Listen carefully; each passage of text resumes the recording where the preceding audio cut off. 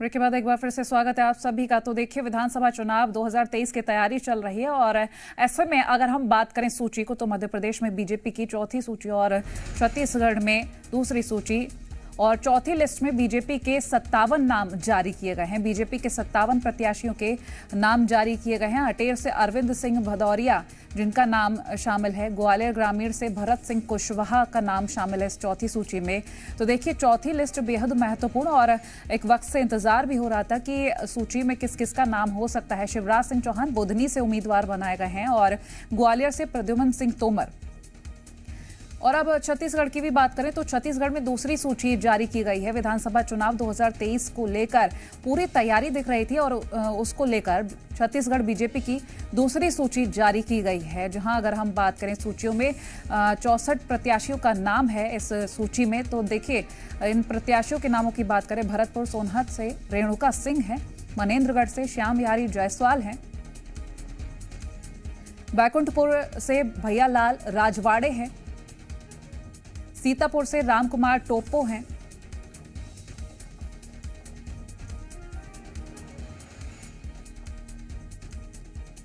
लालूंगा की बात करें तो अलग अलग जगहों से जो हम नाम बता रहे हैं, कटघोरा से प्रेमचंद्र पटेल हैं जिनका नाम, पाली तानाखार से रामदयाल उइके हैं, कोटा से प्रबल प्रताप सिंह हैं, मुंगेली से पुन्नूलाल मोहले हैं, तखतपुर से धर्मजीत सिंह हैं, बिल्हा से धर्मलाल कौशिक हैं। सत्यप्रकाश हमारे साथ लाइव जुड़ गए हैं, जी मीडिया संवाददाता सत्यप्रकाश। देखिए, छत्तीसगढ़ बीजेपी की दूसरी सूची सामने आई है, नामों का ऐलान हो चुका है, जानकारी लेंगे। देखिए, दूसरी सूची में बड़े चेहरों को शामिल किया गया है, इस पे चर्चा हम लोग किए हैं जी। ईश्वर साहू, जो बीरनपुर मामला सबको याद होगा, और बीरनपुर मामले में जो मृतक थे उनके पिता ईश्वर साहू, और ईश्वर साहू को भाजपा ने टिकट दिया है। मतलब कि समझिए कि कहीं ना कहीं जो बातें सामने निकल के आ रही है कि इस मसले को लेकर विशेष तौर पे हिंदुत्व, धर्मांतरण, ये जो मसले हैं, बहुसंख्यक समाज की बात जो अरुण साव करते रहे पिछले दिनों में, ऐसे जो मसले हैं इसे कहीं ना कहीं अपने चुनावी एजेंडे में भाजपा शामिल करेगी, और ये पिछले दिनों में दिखाई भी दिया। अब तक जबकि ईश्वर साहू को टिकट दिया गया है तो अपने आप में एक बड़ा हिंदू चेहरा बताया जाएगा, और कहीं ना कहीं ये पैरासूट लैंडिंग भी वहाँ के जो कार्यकर्ता हैं वो मानेंगे।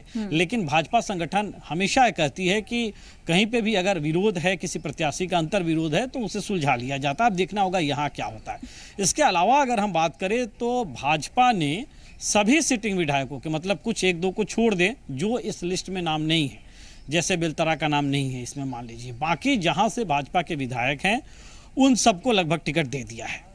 इसके अलावा जो बड़े चेहरे हैं उन सबको टिकट दे दिया गया है। मतलब भाजपा ने स्पष्ट संदेश से देने की कोशिश की है कि लोकसभा चुनाव में भले फॉर्मूला अलग हो, लेकिन विधानसभा चुनाव में जो क्षेत्रीय राजनीतिक बड़े चेहरे हैं भाजपा उसे दरकिनार नहीं करेगी। लोकसभा चुनाव 2019 में सभी के सभी सांसदों के टिकट काटे गए थे और सभी 11 लोकसभा सीटों पे नए चेहरे भाजपा ने उतारा था, 9 जीत कर गए थे।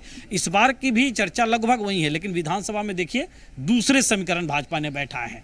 अब इन समीकरणों पे मतदाता कितना भरोसा करेगा, इन चेहरों पे मतदाता कितना भरोसा करेगा, ये बात की बात है। लेकिन उससे पहले अब सबसे ज्यादा इंतजार कांग्रेस के दावेदारों को होगा। कांग्रेस के दावेदार कहेंगे कि भाजपा ने तो लगभग टिकट डिक्लेयर कर दिए, उनके प्रत्याशियों को समय भी कुछ ज्यादा मिल जाएगा तैयारी करने के लिए, लोगों के बीच जाने के लिए। लेकिन कांग्रेस में ये बात पता चल रही है कि 14-15 के आसपास, मतलब 15 अक्टूबर के आसपास ही टिकट डिक्लेयर हो सकते हैं। वैसे में बमुश्किल के 22-25 दिन का वक्त मिलेगा उन्हें लोगों के बीच जाने में। तो ये कहीं ना कहीं अब कांग्रेस के नेताओं में, कांग्रेस के दावेदारों में होगा कि अब जबकि भाजपा की सूची आ गई है 85 नामों की, बस 5 नाम बचे हैं, तो कांग्रेस पार्टी कितनी जल्दी सूची जारी करती है। जी सत्य, देखिए अगर हम बात करें नामों को लेकर, आप कह ही रहे हैं कि दूसरी सूची में बड़े नामों को शामिल किया गया है। जैसे अगर राजनांदगांव से रमन सिंह का नाम सामने आया है, और भी जो बड़े नामों की बात करें या रेणुका सिंह की बात करें, वो बेहद दिलचस्प रहेगा कि किस तरह से और तस्वीरें सामने आएंगी। चलिए अब इस बीच भोपाल चलेंगे, आकाश हमारे साथ लाइव जुड़ गए हैं वहां से। आकाश, देखिए चौथी सूची और नामों को लेकर अगर हम चर्चा करें तो क्या क्या खास? देखिए, चौथी सूची के बाद मध्य प्रदेश में बीजेपी ने कुल 136 सीटों पर अपने कैंडिडेट उतार दिए हैं। यह चौथी सीट बेहद महत्वपूर्ण है क्योंकि इसमें मुख्यमंत्री समेत प्रदेश के 24 मंत्रियों को टिकट दिया गया है। देखिए, जितने नाम हैं वो नाम लगभग सभी ऐसे नाम हैं जो पहले से बीजेपी के कब्जे वाली सीटिंग यानी कि पहले से सिटिंग एमएलए हैं। सभी सिटिंग एमएलए और मंत्रियों को, लगभग 24 मंत्रियों को बीजेपी ने अपनी इस चौथी सूची में उतार दिया है। मुख्यमंत्री शिवराज सिंह चौहान, जिनका गृह क्षेत्र बुधनी है, बुधनी से ही चुनाव लड़ते हैं, फिर से बुधनी से चुनाव लड़ेंगे। दतिया से डॉक्टर नरोत्तम मिश्रा, मध्य प्रदेश के गृह मंत्री। सागर की 3 विधानसभा सीटें बेहद महत्वपूर्ण, यहां से एमपी सरकार में 3 मंत्री, तीनों मंत्रियों को टिकट दिया गया है। मंत्री गोपाल भार्गव, मंत्री गोविंद सिंह राजपूत, मंत्री देखिए भूपेंद्र सिंह, इन तीनों मंत्रियों को टिकट दिया गया। हरदा से कमल पटेल कृषि मंत्री ये चुनाव लड़ेंगे। इसके अलावा हाल ही में मंत्री बनाए गए राजेंद्र शुक्ला को रीवा से टिकट दिया गया। मध्य प्रदेश विधानसभा के अध्यक्ष गिरीश गौतम को देवतालाब से टिकट दिया गया। हालांकि गिरीश गौतम बेहद बुजुर्ग विधायकों में उनकी गिनती होने लगी, लेकिन बीजेपी ने अब उन्हें फिर से देवतालाब से मौका दिया है। इन 57 सीटों पर बीजेपी ने लगभग सभी सिटिंग एमएलए को मैदान में उतारा है। भोपाल की बात करें तो भोपाल की सभी विधानसभा सीटों पर बीजेपी ने कैंडिडेट उतार दिए हैं। एक विधानसभा सीट पर पेच फंसा हुआ है, वो सीट है दक्षिण पश्चिम विधानसभा। फिलहाल यहां पर एमपी के पूर्व मंत्री, कांग्रेस की सरकार में रहे पीसी शर्मा विधायक हैं। बीजेपी की जो सूची जारी होने के एक सिलसिला रहा है, ये 4 सूचियों में एक ट्रेंड देखने को मिला है। पहली सूची में बीजेपी ने सभी हारी हुई सीटों पर कैंडिडेट उतारे, यानी कि जहां पर कांग्रेस के सिटिंग एमएलए थे।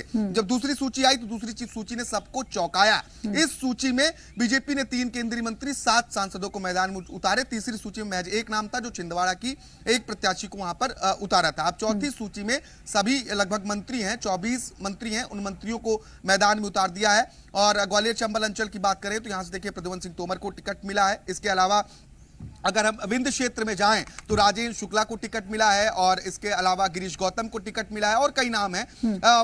एक बड़ा नाम बड़ी नाराजगी में गिना जाता है, जबलपुर से पूर्व मंत्री अजय विश्नोई, उन्हें टिकट दिया गया है। विदिशा के सिरोंज से उमाकांत शर्मा समय समय पर सरकार के खिलाफ आवाज उठाते रहे हैं, अभी अपनी हाल ही में अपनी जान को खतरा बताया था, उन्हें टिकट मिला है। जातिगत और क्षेत्रीय समीकरण को ध्यान में रखते हुए बीजेपी ने इन सीटों पर प्रत्याशी उतारे हैं। कई ऐसे मंत्री हैं जिन्हें उम्मीद नहीं थी इस बार टिकट मिलेगा, लेकिन उन्हें टिकट दिया है। मीना सिंह जैसे नाम जो सक्रिय नेता के तौर पर नहीं देखे जाते रहे हैं, इन मंत्रियों को भी बीजेपी ने टिकट दिया है।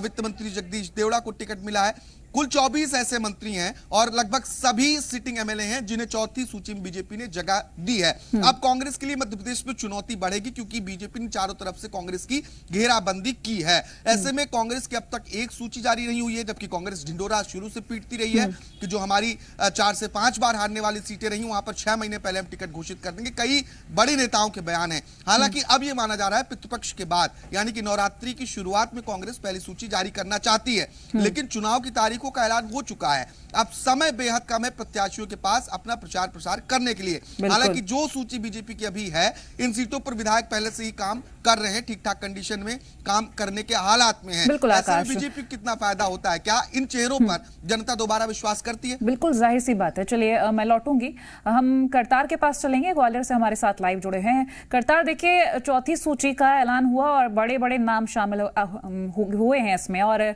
आकाश ने बताया कि सिटिंग एमएलए का नाम इसमें शामिल है। फिलहाल आपसे भी हम जानकारी ले लेते हैं।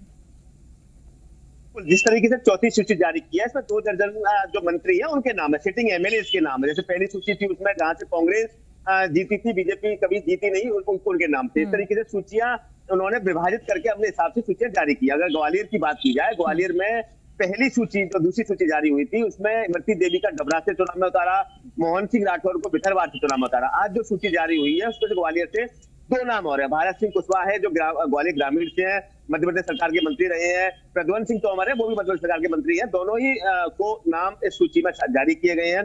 ग्वालियर से 4 नाम अभी तक सूची में जारी किए जा चुके हैं। इसी प्रकार से अगर मुरैना की बात की जाए, मुरैना में पहली सूची में 2 नाम दिए गए थे, ईदल सिंह कुशवाहा और ईदल सिंह कंसाना और सबलगढ़ से रावत। तो 2 नाम पहले थे कि सूची जारी हुई, उसमें मुरैना से केंद्रीय मंत्री नरेंद्र सिंह तोमर को उतारा गया और रघुराज कंसाना का नाम आया।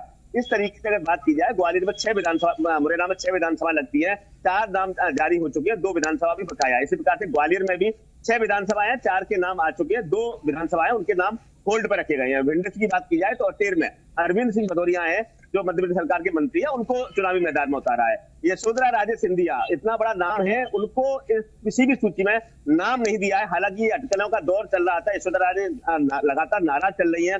यहाँ तक सूचनाएं मिली कि यशोधरा राजे ने यहाँ तक कहा है कि मैं अब चुनाव से संन्यास लूंगी। वो नाराज चल रही है, लगातार प्रदेश जो बीजेपी है उससे नाराज चल रही है, उनको बिल्कुल भी कहीं भी जगह नहीं दी हुई है। बड़ा नाम है कद्दावर है, शिवपुरी से वो लगातार परंपरागत सीट उनकी रही है, हमेशा से सिंधिया घराने का कब्जा वहां उस इलाके में रहा है। लेकिन इस तरीके से उनका नाम ना आना चौंकाने वाली बात है कि किस तरीके से यशोधरा राजे को साइड लाइन है वो किया गया है।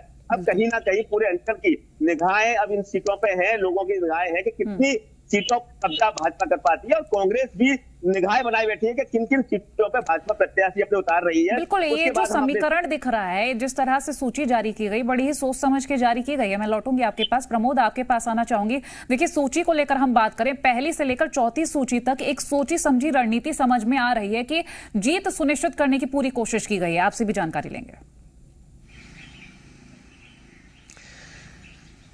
देखिए, पहली सूची बीजेपी ने जारी की 39 कैंडिडेट की, कमजोर सीटों पर बीजेपी ने कैंडिडेट उतार दिए। दूसरी सूची जारी की बीजेपी ने 39 कैंडिडेट की, और इस सूची में दिग्गजों को उतार दिया।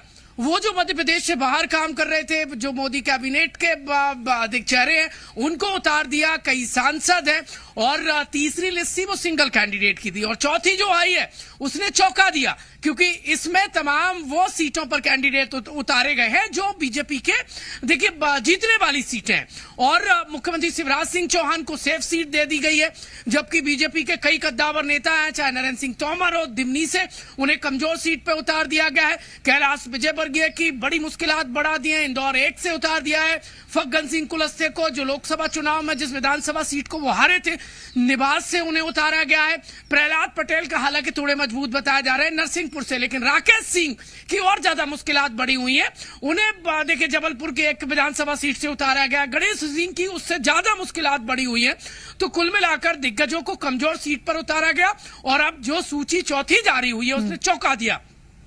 ये कयास लगाए जा रहे थे कि मुख्यमंत्री शिवराज सिंह चौहान सबसे बड़े चेहरे हैं, क्या वो कमजोर सीट पर उतरकर ये मैसेज देने की कोशिश करेंगे कि दिग्गजों के साथ वो भी उसी कतार में खड़े नजर आए। लेकिन नहीं, चौथी सीट में मुख्यमंत्री शिवराज सिंह चौहान को परंपरागत उनकी सेफ सीट पर उतारा गया है। इसके अलावा 24 मिनिस्टरों के टिकट जस के तस रखे गए तमाम, चाहे तो वो गोपाल भार्गव पीडब्ल्यू मिनिस्टर हो, इसके अलावा चाहे गोविंद सिंह राजपूत हो, नगरीय प्रशासन मंत्री भूपेंद्र सिंह हो, और विधानसभा अध्यक्ष गिरीश गौतम, राजेंद्र शुक्ल जो जनसंपर्क मिनिस्टर है, ऐसे 24 मंत्रियों के देखिए टिकट जारी कर दिए गए हैं। इसमें सिंधिया समर्थक भी कई मंत्री हैं, चाहे वो प्रद्युम्न सिंह हो, या फिर राज्यवर्धन दत्तीगा हो, या फिर हरदीप सिंह डंग हो, या बिसाऊ लाल सिंह जो कांग्रेस पार्टी छोड़कर आए। तो कुल मिलाकर मजबूत सीटों पर उतार दिया गया। 4 बीजेपी ने उम्मीदवारों की जो सूची जारी की है उसमें टोटल 136 कैंडिडेट यानी विधानसभा के उम्मीदवारों का ऐलान हो गया है। 94 विधानसभा सीटों पर बीजेपी को और ऐलान करना है। क्या दिग्गजों का और आना बाकी है? क्या अब जो बाकी कमजोर सीटें हैं, जो 20 से 25 जो बीजेपी जहां पर कमजोर है, उन पर किसको उतारा जाएगा? लेकिन कुल मिलाकर इस चौथी लिस्ट में चाहे तो ग्वालियर चंबल हो, चाहे मां कौशल हो, चाहे बिंद चले जाइए, चाहे मालवा निमाड़ा जाइए, चाहे मध्य भारत आ जाइए, तमाम जो सीटें हैं उनको समायोजित किया गया है। देखिए, एज फैक्टर यदि देखा जाए तो गिरीश गौतम का टिकट कटने के कयास लगाए जा रहे थे, लेकिन उन्हें टिकट दिया गया है। इसके अलावा कई और कमजोर जो चेहरे थे उनको टिकट दिया गया है। रामेश्वर शर्मा जो देखिए हुजूर से उनके टिकट पर संकट के बादल मंडरा रहे थे, उन्हें टिकट दिया गया है। मंत्री विश्वास सारंग को टिकट दिया गया है हुजूर से। ऐसे कई चेहरे हैं जो तमाम। बिल्कुल प्रमोद, चलिए लौटूंगी मैं आपके पास। छत्तीसगढ़ चल लेते हैं। सत्या हमारे साथ लगातार लाइव बने हुए। सत्या, देखिए, हम एमपी की सूचियों को लेकर बात कर रहे थे, तो बड़े ही सोच समझ कर ऐसा लग रहा है सूची जारी की गई थी। छत्तीसगढ़ में दूसरी सूची जारी की गई, बड़े चेहरों को लेकर हमने बात की। पहली और दूसरी सूची जिस तरह से ये जारी कर दी गई है, एक रणनीति के तहत यहां पर भी कदम उठाए जा रहे हैं। बिल्कुल, इससे इनकार नहीं किया जा सकता, क्योंकि पहली जो सूची भाजपा ने जारी की 21 उम्मीदवारों की, उसमें करीब 14 से 15 एकदम नए नाम थे, नए चेहरे थे। मसलन ऐसे नाम थे जो बहुत देर तक, मतलब करीब 1-2 घंटे तक हमें ढूंढना पड़ा कि ये अमुक सीट से है कौन आखिर, जबकि लंबे वक्त से राजनीतिक और भाजपा की खबरों को हम कवर करते रहे हैं, बावजूद इसके ऐसे नाम, क्योंकि किसी सरपंच को टिकट दे दिया गया, समझिए किसी पूर्व सरपंच को टिकट दे दिया गया, किसी गांव से निकाल के किसी कार्यकर्ता को टिकट दे दिया गया, ऐसे नामों को टिकट दिया गया। लेकिन जो दूसरी सूची आई है, इसमें तमाम जो नोन चेहरे, भाजपा के प्रदेश स्तर के बड़े चेहरे रहे, उन सबको टिकट दी गई है। मसलन मैं लिस्ट देख रहा था, 13 विधायक अभी मौजूदा वक्त में भाजपा पार्टी के पास हैं। भाजपा के 13 विधायकों में से 11 सीटों पे नाम डिक्लेयर हुए हैं और 11 की 11 सिटिंग भाजपा एमएलए को टिकट दिए गए हैं। बिंद्रा नवागढ़, जहां से डमरूधर पुजारी विधायक हैं भाजपा के, और बेलतरा, जहां से रजनीश सिंह विधायक हैं भाजपा पार्टी के, इन दोनों जगहों पे अभी टिकट अनाउंस नहीं किया गया। मतलब मुझे लग रहा है कि यहाँ पे हो सकता है कि इनके टिकट कट भी सकते हैं, हो सकता है इन्हें टिकट मिल भी सकता है। मतलब अभी यहाँ पे समीकरण बैठाया जा रहा है, लेकिन बाकी 11 में से 11 को दे दिया गया है। इससे ये समझिए कि कहीं ना कहीं भाजपा ये बताना चाह रही है कि भाजपा के किसी विधायक के खिलाफ छत्तीसगढ़ में एंटी इनकम्बेंसी की स्थिति नहीं है। विधानसभा क्षेत्रों में जो भाजपा बार बार कहती रही है कि कांग्रेस के विधायकों के खिलाफ स्थानीय स्तर पे एंटी इनकम्बेंसी है, तो एक ये मैसेज देने की कोशिश है। दूसरी तरफ अगर हम कहें तो कई बड़े चेहरे, जिसमें कई सांसद, केंद्रीय मंत्री, पूर्व केंद्रीय मंत्री है, उन्हें भी उतारा गया। अब मसलन समझिए कि सरगुजा क्षेत्र से एक बड़ा दखल रखती हैं, केंद्रीय राज्य मंत्री है रेणुका सिंह, गोमती साय सांसद है, इन्हें टिकट दिया गया महिलाओं के प्रतिनिधित्व के तौर पे। ये बड़े चेहरे हैं, बड़े चेहरे हैं। इसके अलावा अरुण साव को टिकट दिया गया है, जो बिलासपुर से सांसद है, भाजपा के प्रदेश अध्यक्ष हैं। अरुण साव अभी भीतर खाने, ये भी कहा जा रहा है कि सीएम के कई कथित फेस में से एक वो भी फेस है। कई दावेदार जो सीएम के माने जा रहे हैं भीतर खाने, उसमें से एक वो भी दावेदार है। ओपी चौधरी, जो पिछली दफा हार गए थे विधानसभा का चुनाव, कलेक्ट्री छोड़ के वो भाजपा ज्वाइन किए थे, उन्हें फिर से टिकट दिया गया है, लेकिन इस बार खरसिया विधानसभा सीट से नहीं, इस बार रायगढ़ विधानसभा सीट से। तो तमाम समीकरण बैठाने की कोशिश है। दूसरी ओर साजा विधानसभा सीट से सूबे के कद्दावर मंत्री रविंद्र चौबे विधायक हैं, 7 बार के विधायक हैं रविंद्र चौबे, और उनके सामने पार्टी ने ईश्वर साहू को टिकट दिया है। मतलब बीरनपुर मामले में जिस शख्स की हत्या हुई थी, उस शख्स के पिता को, जो एकदम अननोन चेहरा, और उसे टिकट किसके मुकाबले, जो माना जा रहा है कि रविंद्र चौबे को फिर से टिकट मिलना तय लगभग माना जा रहा है। तो समझिए कि किस तरह के समीकरण बैठाने की कोशिशें जो है वो भाजपा ने इस बार इस टिकट बंटवारे में किया है। बिल्कुल, चलिए अब बने रहिए। पुष्पेंद्र के पास चलते हैं, इंदौर से हमारे साथ बने हुए हैं। पुष्पेंद्र, देखिए सूचियों के, जब हम सूची की बात कर रहे हैं तो एक रणनीति समझ में आ रही है। सोची समझी रणनीति के तहत नामों का ऐलान किया गया है। और जब हम इंदौर से नामों की बात करें, चाहे हम रमेश मेंदोला की बात करें, मालिनी लक्ष्मण की बात करें, वर्चस्व की बात करें, तो क्या कुछ जानकारी? देखिए, बिल्कुल जिस तरह से ये जो चौथी सूची बीजेपी की आई है, इसमें 57 जो नाम है, इसमें 15 से ज्यादा नाम जो है वो मालवा निमाड़ से हैं। और ये सभी वो लोग हैं जो या तो कहीं ना कहीं किसी सीट से, सभी लोग सीट बीजेपी की सीट से जीते हुए कैंडिडेट हैं। पिछले चुनाव में इन्होंने बीजेपी की सीट से चुनाव जीता है, और ये विधायक हैं या फिर मंत्री हैं। और इंदौर की अगर हम बात करें तो इंदौर में जो क्षेत्र क्रमांक 2 है, यहां से रमेश मेंदोला को टिकट दिया है। ये इनकी पारंपरिक सीट है और यहां से बीजेपी जो है लगातार ये सीट जीतती आई है। इसी तरह से मालिनी लक्ष्मण गौड़ को टिकट दिया गया है, जो कि क्षेत्र क्रमांक 4 से दिया गया है। ये भी तीसरी बार इस बार जो है इनको उम्मीदवार बनाया गया है। तो निश्चित तौर पर यह कहा जा सकता है कि इस बार जो बीजेपी की जो लिस्ट आई है, उसमें उन तमाम चेहरों को शामिल किया गया है जो कि या तो बीजेपी की सुरक्षित सीट मानी जाती है, या फिर वहां से वो कद्दावर नेता के रूप में पहचाने जाते हैं। इसमें से ज्यादातर सीटें बीजेपी की सुरक्षित सीटें मानी जा रही हैं, लेकिन इसमें से कुछ सीटें ऐसी भी हैं जहां पर बीजेपी को अपनी नाक बचाने के लिए, अपनी साख बचाने के लिए उन उम्मीदवारों को टिकट देना पड़ा है। हालांकि सर्वे में और जो पब्लिक फीडबैक है वो बहुत ज्यादा अच्छा नहीं है। बावजूद इसके उन मंत्रियों को, उन विधायकों को फिर से मौका दिया गया है ताकि वो अपना परफॉर्मेंस एक बार फिर से ठीक करे। जाहिर तौर पर इसमें जो चौथी सूची बीजेपी की आई है, इसमें सिंधिया समर्थक जो मंत्री हैं, जिनको बाई इलेक्शन में टिकट दिया था और बाई इलेक्शन में वो जीत कर आए थे, उनको भी मौका दिया गया है। हालांकि कुछ मंत्रियों के टिकट काटे गए हैं जो सिंधिया समर्थक हैं। तो ये एक अलग तरह का समीकरण है बीजेपी का। बीजेपी सेफ जोन पे खेलना चाहती है। बीजेपी जो सुरक्षित सीटें हैं, इन पर उन्होंने अभी टिकट तय कर दिया गया है ताकि उनको कैंपेनिंग के लिए अच्छा वक्त मिल जाए और वो बेहतर परफॉर्मेंस कर सके। हालांकि जो सीटें हैं, जो टिकटें आज दी गई हैं, वो तमाम वो सीटें हैं जो कि मुख्यमंत्री समेत शिवराज कैबिनेट के 24 मंत्री उसमें शामिल हैं। मुख्यमंत्री को भी जो सीट दी गई है वो उनकी सुरक्षित सीट है, उसे सालों से वो लड़के आते हैं वहां से, और ये तमाम वो चेहरे हैं जो कि अभी शिवराज कैबिनेट में हैं और जिनका परफॉर्मेंस ये माना जाता है कि उनको बीजेपी जो है टिकट देगी। तो उसी तरह से प्रत्याशित था कि इनको टिकट मिलना है और वो टिकट इनको दिया गया है। और ये जो सूची है एक तरह से बीजेपी ने सेफ मोड पर पूरा जो है खेल खेला है। बिल्कुल, चलिए लौटती हूँ।